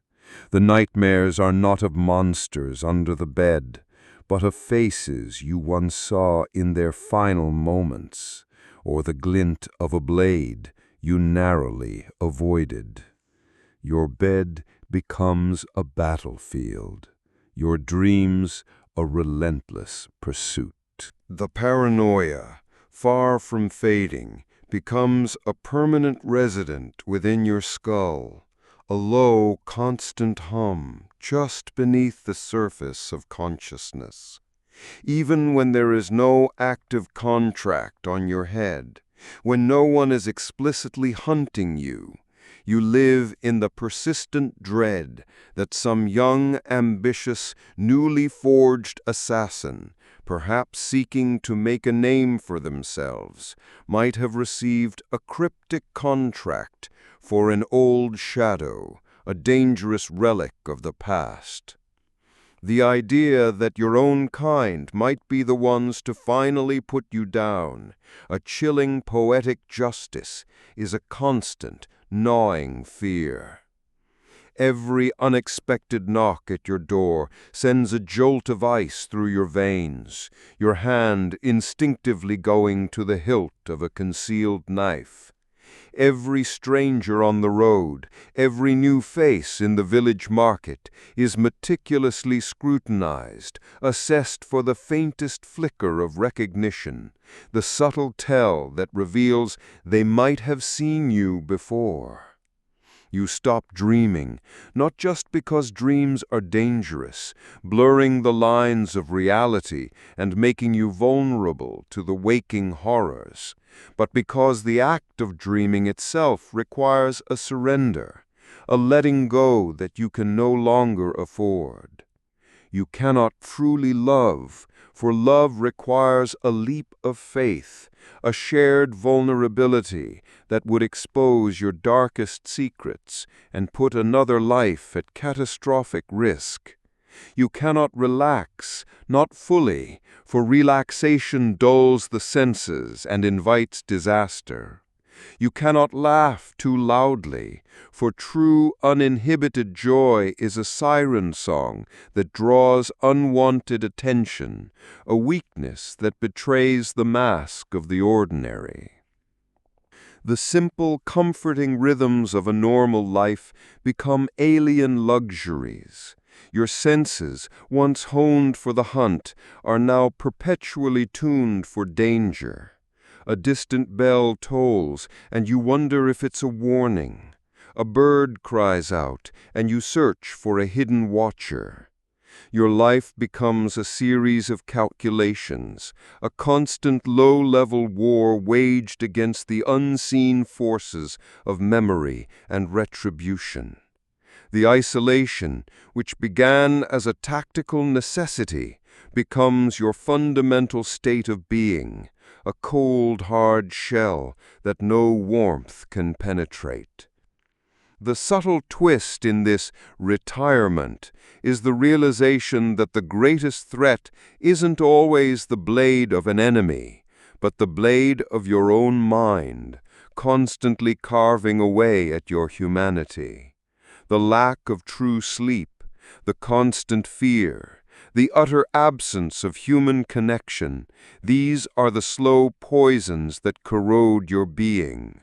You might survive physically for years, decades even, but the assassin you once were, the ghost who walked among men, slowly devours the man beneath, leaving only the shell of hypervigilance and silent dread. Your body may grow frail, your movements less agile, but the hunter's instinct, the profound suspicion, sharpens with age, a cruel paradox. The life of an assassin has no retirement plan. There is no final chapter in a comfortable armchair, no reflection on a life well lived. It is merely a slow, cold fade into oblivion, a perpetual motion of always moving, always watching, always guarded, until one day you simply slip into the deepest shadows, and finally, blessedly, no one, not even the most persistent hunter, realizes you are gone. You become the ghost you always pretended to be, not through an act of will, but through the relentless, unforgiving attrition of a life lived perpetually on the run until your very existence becomes a whisper that even the wind cannot recall. Your only peace is the absolute silence of ultimate anonymity, a final chilling surrender to the void you always danced with. By now, perhaps, the veil has been lifted. The seductive, shadowy illusions, painstakingly crafted by bards and scribes whose centuries of romanticized lore have, I hope, been utterly stripped away. You have walked with me through the grime and the desperation, felt the chill of the blade, tasted the bitter dust of endless flight. You've endured the crushing weight of isolation and the gnawing cancer of paranoia. And now, at the bitter end of this grim journey, you understand. The life of a medieval assassin was not darkly romantic. It was not noble. It was not even, for the most part, particularly lucrative. It was a brutal, thankless, and tragically short career, wrapped in a shroud of stale blood and perpetually dogged by a relentless parade of people, known and unknown, who desperately wanted you dead. The cinematic thrill, the fleeting fantasy of power and control evaporates when confronted with the crushing weight of reality. Picture it one last time, not as a glorious act, but as the culmination of everything we've explored. It is a still, moonless night. A lone figure, cloaked tightly against the biting wind, slips into a town, moving with the practiced grace of a shadow. Your heart, even after all this time, hammers a frantic rhythm against your ribs. Every sense is heightened, every sound a potential threat. You've secured the necessary, dubious intelligence, bribed the right corrupt official with the last of your dwindling coin. You move toward your target's known residence, a mansion looming like a dark beast against the faint starlight. But then, a subtle shift in the air. A cold dread settles in your stomach. The windows are dark, darker than they should be. The usual rhythm of the guard patrol is off. You find yourself facing an empty nest. The target has moved. Not a clever counter-move, not a trap laid just for you, but a mundane, frustrating reality. They simply decided to visit their country estate a week early. And now, the meticulous planning, the agonizing journey, the constant risk, all for naught. You must retreat, silently, invisibly, before the dawn exposes your futile presence. Or perhaps you find the target in their bed, vulnerable. But as you prepare for the swift final act, a sudden, unexpected twist of fate. A guard, not vigilant, but gloriously, hopelessly drunk on cheap ale, stumbles into the corridor outside the room, his armor clanking, his off-key singing a cacophony that sends your heart leaping into your throat.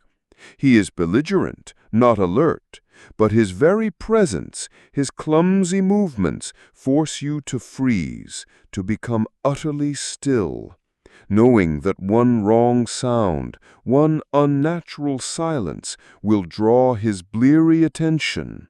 And in that frozen moment of agonizing indecision, the opportunity, so painstakingly acquired, slips through your fingers like smoke. Or maybe the most common, most soul-crushing twist of all, the very ally you trusted, the very source of your intelligence, the seemingly innocuous butler you bribed with a handful of silver for a layout of the manor, he sold you out. Not for a king's ransom, not for a grand betrayal, but for a mere tankard of ale and a crust of stale bread. A simple human weakness, a moment of fleeting comfort traded for your life. And suddenly, the silent, unsuspecting house becomes a cage filled with unseen eyes and drawn blades waiting for you. You will, inevitably, freeze at the wrong moment.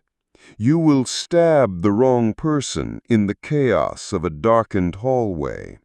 You will be discovered by someone's scullery maid, her innocent scream echoing through the stillness. Or simply, inevitably, your luck will run out. It always does. The well of chance, no matter how deep, eventually dries up for those who dance so intimately with death. The sheer volume of risks you take, the razor-thin margins of error you operate within, mean that statistical probability will, in the end, claim its due. There is no escaping the brutal mathematics of this life. The ultimate consequence is devastatingly clear. You will not last long, not in any meaningful sense of the word, because from the very beginning you embarked on this path with fundamental, fatal assumptions about the nature of this life. You believed in purpose, perhaps, in justice, or simply in survival. But the world of the assassin offers only a fleeting illusion of purpose, a warped sense of justice, and a survival measured not in years, but in stolen breaths. The constant drain of paranoia, the relentless physical toll, the utter absence of human connection, these are silent assassins themselves, carving away at your very being long before any blade finds its mark. You are eroded, hollowed out, reduced to a collection of reflexes and fears. And in the end, there is no legacy. You do not create history. You merely erase yourself from it, a faint, smudged ink stain wiped from an ancient, forgotten parchment. Your name, if it was ever known beyond a whisper and a bounty, fades into the wind, lost to the annals of time. The powerful figures you served or eliminated will ensure that your existence is swept under the rug, a necessary evil, a convenient tool, easily discarded and utterly forgotten. The only thing that awaits you at the end of this long, desperate road is silence. A profound, absolute silence that no one questions because from the very beginning no one truly remembered you were there. Your life, a brutal ballet of shadows and blood, leaves no footprint, no lasting mark on the world you so violently touched. The life of an assassin is not cool. It is not glamorous. It is a relentless, merciless machine that grinds human beings into mere shadows, granting a fleeting, corrosive power without a shred of peace, a brutal purpose without any true place in the world. It is the antithesis of a life well lived, a testament to the fact that some paths lead only to emptiness, a chilling void where even memory struggles to exist. As the long night descends, and your mind, seeking refuge from the day's anxieties, finally drifts towards the quiet embrace of sleep, remember these silent echoes. Remember the forgotten souls who once moved through a reality far harsher than any story, those nameless figures who lived and died in the brutal anonymity of the shadows. Their struggles, their fear, their profound solitude, they are the quiet, haunting truths that whisper just beyond the edge of consciousness. Let their untold stories drift into the quiet corners of your mind, a testament to a world both terrifying and strangely captivating, where the line between hunter and hunted blurred into ultimate oblivion. If these stories have offered a moment of contemplation, a brief respite from the noise of your own world, consider sharing your thoughts. What parts of this shadowed existence resonated most deeply with you? Your insights are invaluable, helping to illuminate the paths these forgotten figures once walked. If you wish to delve deeper into these historical shadows, or simply to acknowledge the quiet journey we've taken together, a simple like or a comment would be a beacon in the darkness. Your engagement helps these echoes reach further, allowing others to find a moment of peace and reflection in the heart of the night.